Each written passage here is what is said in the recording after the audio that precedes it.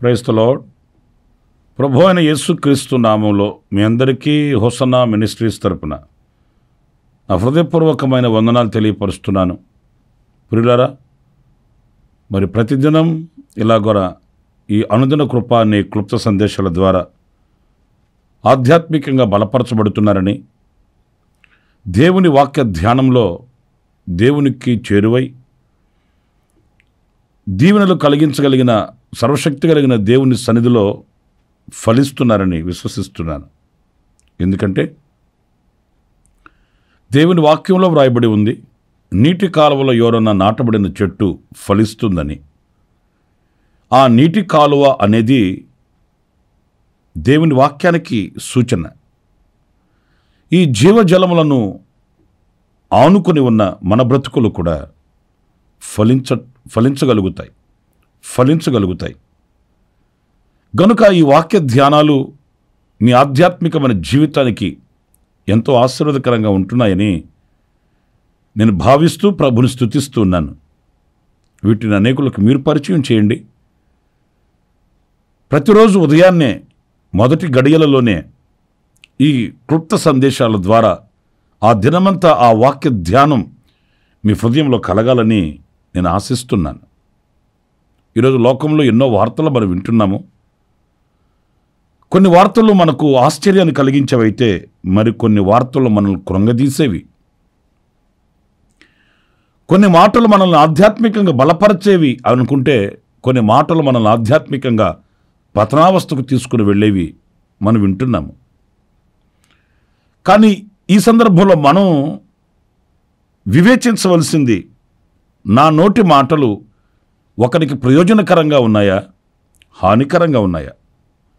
నా నోటి మాట వలన నలుగురు దీవించబడి పరిశుద్ధతలో స్థిరపరచబడి ఆధ్యాత్మికంగా బలపరచబడుతున్నారా, లేక నా నోటి మాట వలన అనేకులు కృంగిపోయి విశ్వాసములో బలహీనులైపోతున్నారా అనేది మనం ఒక విమర్శగా తీసుకోవాలి. ఎందుకంటే ఈ రోజున ఎదుటి మనిషిని కృంగదీయడానికి ఆయుధాలు ఏం అవసరం లేదు, కానీ నోటి మాట చాలండి. ఆ నోటి మాట ఎందరి వ్యక్తిగత అనుభవాలలో చీకటిని కలుగు చేస్తుంది, అధైర్యాన్ని కలుగు చేస్తుంది అనేది మరలా నేను కొత్తగా చెప్పాల్సిన అవసరం ఏమీ కూడా లేదు. పరిశుద్ధ గ్రంథంలో కూడా, సామెతల గ్రంథంలో చక్కటి మాట మనం చదువుతాము. 10వ అధ్యాయం 31వ వాక్యం, నీతిమంతుని నోరు జ్ఞానోపదేశమును పలుకును. చూసారండి, మనం నీతిమంతులమే అయితే మనం జ్ఞానోపదేశాన్ని పలకాలట. అంటే ఎదుటివానికి జ్ఞానం కలిగేటట్లు, వాని మనస్సు వికసింపబడేటట్లు, వాని మనోనేత్రము వెలిగించబడేటట్లు అలాంటి జ్ఞానోపదేశాన్ని మనం పలకాలి. అంతేగాని మన నోటికి ఏది వస్తే అది పలకకూడదండి. మనకు ఏది తలస్తే అది అనేకులకు వివరించకూడదండి. ఏది మనకు మేలుకరమైనది అనేది యోచించి దానిని 10 మందికి పంచడానికి మనం కుతూహలపడాలి. పిల్లలు, ఈ రోజున లోకంలో మనం చూస్తే అలాంటి అనుభవాలు కనిపించట్లేదు.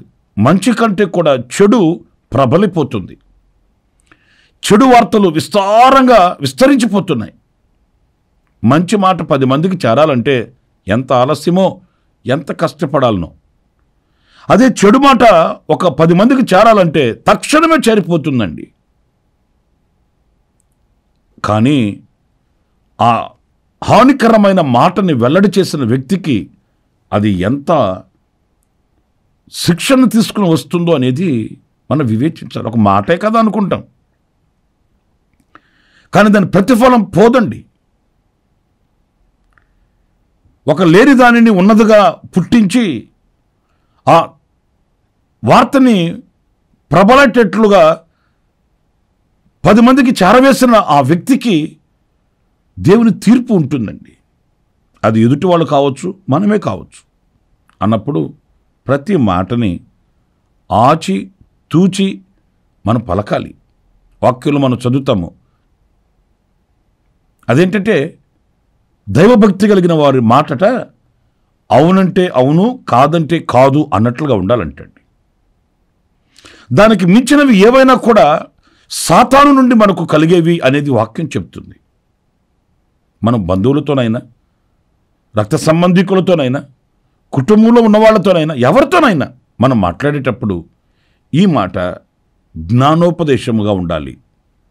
ఎదుటివానికి మనసు వికసింపబడి అతను గుర్తించగలిగేటట్లు, మేలు కలిగేటట్లు, వాని జీవితానికి వెలుగు కలిగేటట్లు నేను ఈ మాట మాట్లాడాలి అనే వివేకం మనకుండి తీరాలండి. ప్రియమైన దేవుని బిడ్డలారా, అది ఒక ఆశీర్వాదకరమైన అనుభవంగా ఉంటుంది. మీరు సామెతల గ్రంథంలోనే మరొక మాట కూడా నేను చూపిస్తాను. 13వ అధ్యాయం 3వ వాక్యం మనం చదివినప్పుడు, తన నోరు కాచుకొనువాడు తన్ను కాపాడుకొనును, ఊరకొనక మాట్లాడువాడు తనకు నాశనము తెచ్చుకొనును. చూడండి ఎంత ఘాటైన మాట ఇది. తన నోటిని కాచుకొనువాడు తనను కాపాడుకుంటాడట. నిజమే. ఈ రోజున ఆ నోటిని కాచుకున్న వ్యక్తి అపాయంలోనికి వెళ్ళడు, హానికరమైన వాటిల్లోనికి వెళ్ళడు, ఇటు తోచని అయోమయంలోనికి అతను వెళ్ళడండి. అతను తాను కాపాడుకోగలుగుతాడు. ఎందుకంటే త్వరపడి మాట్లాడక ఆలోచిస్తాడు. ఆ ఆలోచన శక్తి అతనికి వివేకం కనుక ఆ వివేకమైన మనసు తిన్నని మార్గాన్ని చూపిస్తుంది. ఈరోజున ఎంతమంది అనవసరమైన మాటలు మాట్లాడి అపాయంలోనికి దూసుకెళ్ళి అక్కడ కన్నీళ్లు కారుస్తుంటారండి. నేను అలా మాట్లాడకుండా ఉండుంటే బాగుండేది అని బాధపడతారు. నేను వారిని అలా అనకుండా ఉండుంటే బాగుండేది అని కన్నీళ్లు కారుస్తారు. ఎందుకు అనాలి? ఎందుకు మాట్లాడాలి? అదే వాక్యం కూడా చెబుతుంది, ఊరకుండక మాట్లాడువాడు. ఏది పడితే అది అన్నీ తెలుసు అన్నట్లుగా కొంతమంది అన్నింటిలో జోక్యం చేసుకుంటారండి. ఇది మన సబ్జెక్ట్ కాదు కదా, మనం ఎందుకు మాట్లాడాలి? చూడండి, జ్ఞానులు కూడా చెప్తారు, ఎక్కువ వినాలట, తక్కువ మాట్లాడాలట. ఎందుకంటే మాట్లాడిన ప్రతి మాటకు న్యాయ తీర్పు ఉందండి. ఏదో నేను మాట్లాడేస్తాను, వాళ్ళంతా మెచ్చుకున్నారు, నన్ను వాళ్ళంతా వినేశారు అని సంబరపడడం కాదు, కానీ ప్రతి మాటకి లెక్క ఉంది. ఆ లెక్క చెప్పాలి. అందుకే ఊరకనే మాట్లాడువాడు నాశనాన్ని తెచ్చుకుంటాడట. ఎవరో అతన్ని నాశనానికి ఈడ్చుకుని వెళ్ళవలసిన అవసరం లేదు. ఎవరో అతనికి కీడు చేయవలసిన అవసరం లేదు. తనకై తానే కీడు తెచ్చుకుంటాడు, తనకై తానే నాశనాన్ని తెచ్చుకుంటాడు. అందుకే మన పెదవుల ద్వారానికి మనం కావలి ఉండాలి. మన మాటలు ఉప్పు వేసినట్లుగా ఉండాలి. మన మాటలు ఆశీర్వాదకరమైనవిగా ఉండాలి, హానికరమైనవిగా ఉండకూడదండి. నా ప్రియమైన సహోదరులారా, గనుక విశ్వాసులమైన మనం ఈ రోజున మన నోటిని కాచుకొని మనల్ని మనం కాపాడుకునే వ్యక్తులము మనం కావాలండి. నీతిమంతుడైన వాడు జ్ఞానోపదేశం చేస్తాడట. ఎందుకంటే అతడు జ్ఞానం, నీతిమంతుని జ్ఞానం కనుక ఆ జ్ఞానం 10 మందికి ఆశీర్వాదకరంగా ఉంటుంది. అందుకే పరిశుద్ధ గ్రంథంలో మరొక మాట నేను మీకు జ్ఞాపకం చేయాలి. యెషయా గ్రంథం 50వ అధ్యాయం 4వ వాక్యంలో మనం గమనించినప్పుడు, అలసిన వానిని మాటల చేత ఊరడించు జ్ఞానము నాకు కలుగునట్లు శిష్యునికి తగిన నోరు యెహోవా నాకు దయచేసి ఉన్నాడు. ఇక్కడ చూడండి, అలసిన వానికి మాటల చేత ఊరడించు జ్ఞానం గొప్ప ఆశీర్వాదం అండి. అలసి సొలసి సొక్కిపోయి నిరసలిపోయిన వాని జీవితానికి మాటల చేత ఊరడించు జ్ఞానం అంటే ఒక మాట ఔషధం లాంటిదండి. మన నోట వచ్చిన మాట కృంగిన వారిని లేవనెత్తగలిగిందండి. మన నోట వచ్చిన మాట అలసిన వానికి ఊరట కలిగించే మాటలండి. అలాంటి జ్ఞానము నాకు కలుగునట్లు శిష్యునికి తగిన నోరు యెహోవా నాకు దయచేసి ఉన్నాడు. ఈ మాట మనం చెప్పగలమా? ఒక శిష్యునికి తగిన నోరు అంటే ఆయన శిష్యులు ఏం చేస్తాడు? ఆయనను గూర్చినటువంటి సందేశం చేరవేస్తాడు, ఆయనను స్తుతించగలుగుతాడు, తాను నేర్చుకుని వాటిని ప్రకటించగలుగుతాడు. ఆ ప్రకటన వలన అనేకులు బలపరచబడగలుగుతారు. మరి నా ప్రియమైన సహోదరులారా, ఈ రోజున ఆ శిష్యునికి తగిన నోరు మనం కలిగి ఉండాలండి. అలసిన వానికి మాటల చేత ఊరడించు జ్ఞానం కలిగిన వారమై ఉండాలి. అప్పుడే మనకు ప్రయోజనకరంగాను, మనం సమాజానికి ప్రయోజనకరంగాను, అలాగే మన ప్రజలకి లేక మన ప్రాంతానికి దీవెనకరమైన వ్యక్తులుగా మనం మార్చబడగలుగుతాం. కొందరు చూడండి, వాళ్ళు మాట్లాడితే మనకు ఏదో గొప్ప ఆదరణ వాళ్ళ మాటల్లో మనకు కనబడుతుందండి. కొందరు మాట్లాడారంటే ధైర్యంగా ఉన్న మనం కూడా అప్పుడే కృంగిపోతాం. అమ్మో ఏం జరుగుతుందో వాళ్ళ మాటలలో ఉంటాయండి. మనకు ఆ శిష్యునికి తగిన నోరు మనకున్నప్పుడు అనుభవపూర్వకమైన ఆ మాటలు మనల్ని ఊరడిస్తాయి, మనల్ని లేవనెత్తుతాయండి. మనం అలాంటి మాటలు కలిగిన వారమైతే అనేకులు కృంగిన వారు బలపరచబడగలుగుతారు. అలాంటి సాధనంగా మనం నిలిచి ఉండాలని దేవుని వాక్యం చెప్తుంది. అన్నప్పుడు ప్రతి మాటను మనం జాగ్రత్తగా పలికి ఆ మాటలో జీవాన్ని ప్రత్యక్షపరచి ఆ మాటలో దేవుని స్తుతించగలిగిన అనుభవాల్లో మనం ఉండాలండి.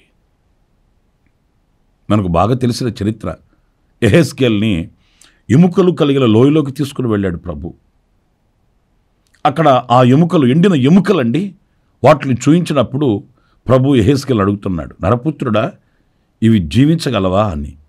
యెహెజ్కేలు అన్నాడు, అది నీకే తెలియనయ్యా అన్నప్పుడు మరి ఆయన అన్నాడు, ప్రవచనమిత్తి మాట్లాడు. ఇది ఎముకలతో. ఈ మాట కొంచెం మీరు ఆలోచించండి.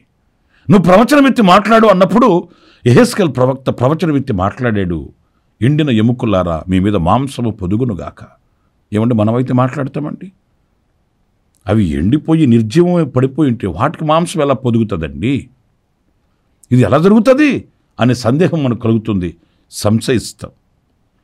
కానీ దేవుని మాటను అంగీకరించిన ప్రవక్త అలాగే పలికాడు.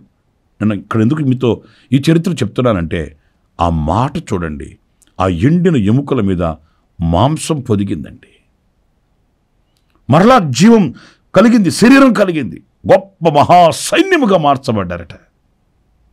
ఒక మాట చెప్పనా, దీనంతటికీ కారణం మరి ఆ జీవము కలిగిన మాటే కదా. అవి ఎండిన ఎముకలే కావచ్చు, నిర్జీవమైన పరిస్థితులే కావచ్చు, సచ్చిన స్థితిలో పడి ఉన్న అనుభవాలే కావచ్చు. మనం మాట్లాడితే ఆ ఎండిన ఎముకలకు జీవం కలగాలండి. మన మాట ద్వారా కొన్ని కుటుంబాలు కట్టబడాలండి. మన మాట ద్వారా సచ్చిన స్థితిలో పడి ఉండి కృంగిన వానికి ఊరట కలగాలి, వాళ్ళు లేచి జీవించగలగాలి, వాళ్ళు సైన్యముగా మార్చబడగలగాలి.